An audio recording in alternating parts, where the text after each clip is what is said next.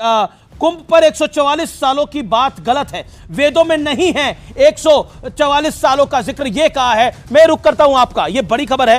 क्या आपको लगता है कि भारतीय संस्कृति की कोई भी चीज हो उसका विरोध करना, सेंगोल का विरोध करना, मतलब बाबर के कसीदे पढ़ना, महाकुंभ का विरोध करना, क्यों महाकुंभ का? जी राजकुमार भाटी 50 सेकंड। आज कोई ऐसी घटना नहीं, मुझे 50 सेकंड क्यों? अभी सुधांशु त्रिवेदी तो 5-7 मिनट बोले। जी बोलिए। नहीं, आप मुझे थोड़ा समय दें। बोलिए। तो ऐसा तो कोई डिबेट होती नहीं है जी, क्योंकि हम अपनी बात पूरी कह नहीं पाते, दर्शक समझते हैं कि यही ठीक है।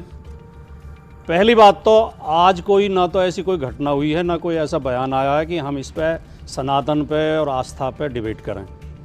ये प्रायोजित डिबेट है। भारतीय जनता पार्टी को ये सूट करता है कि लोगों में अंधविश्वास बना रहे, लोगों में कूफ मंडूकता बनी रहे, लोगों में पाखंड बना रहे। इसलिए भारतीय जनता पार्टी चाहती है कि ज़्यादा से ज़्यादा डिबेट इस तरह की हों कि लोगों के अंदर भ्रम फैले और विपक्ष के नेताओं के चुन चुन के वो बयान दिखाए जाएं, चुन चुन के। जैसे अभी आपने शिवपाल जी का जिक्र कर दिया। आप मुझे बताइए अमीश जी, आप एंकर होने के नाते बताइए, 144 साल पहले 1881 सन था, क्या 1881 में कुंभ हुआ था? सुधांशु जी बता दें। अंग्रेजों ने 1855 में कुंभ पर रोक लगा दी थी और फिर उस 1855 के बाद कुंभ 1925 में हुआ। 1855 और 1925 के बीच में कोई कुंभ हुआ ही नहीं। तो 144 साल का ये मेथड ये कहां से आया है? एक आप अभी एक सज्जन की फोटो दिखा रहे थे, प्रधानमंत्री भी उनके आश्रम में अभी गए हैं, धीरेन्द्र शास्त्री की। बाबा बागेश्वर धाम। बाबा का है, गोयल नया लड़का है, जवान लड़का है, धीरेन्द्र शास्त्री है। बाबा कैसे है? वो प्रधानमंत्री तो कह रहे थे मेरा छोटा भाई, आप कह रहे हैं बाबा। प्रधानमंत्री ने अपने भाषण में कहा मेरा छोटा भाई। ये बाबा कहता है कि जो कुंभ में कुचल के मर गए हैं उन्हें तो मोक्ष मिल गया। ये तो खुशी की बात है। क्या सुधांशु त्रिवेदी और अमीश देवगन इसका समर्थन करेंगे? कोई बात का समर्थन स्वामी जी समर्थन करेंगे? मैंने खुद सवाल पूछा, उन्होंने बोला वो मेरे से त्रुटि हुई, मैं गलती माफी मांगता हूं।